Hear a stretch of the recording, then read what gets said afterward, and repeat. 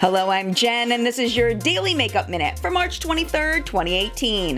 Norvina says not to panic, but the Amrezy highlighter might be running out, so if you were thinking of getting it, you might want to think a little faster. The new KKW Concealer Kits arrived today at noon Pacific, $80 for a concealer, a baking powder, a brightening powder, and 2 dual-ended brushes, 16 shades to choose from. Do you even Brontour? You will, according to Morphe, starting on March 29th with their newest compact launches. Brontour features one contour shade alongside a bronzer pressed together in 6 shades, $12 each. Melt Cosmetics sends its regrets, but BabyGirl won't be making the stated launch day of today. However, the stack will be coming next month during Melt's early 5-year anniversary event. And finally, the GlamGlow My Little Pony collection has arrived. Friendship is magic with these glitter masks in 3 sparkly shades, available now on GlamGlow.com and Sephora.com for $59. That's it for now. We'll see you here same time Monday. Look for Makeup Minute extras on my Instagram, and don't forget our full-length weekly newscast, What's Up in Makeup, every Sunday morning on YouTube.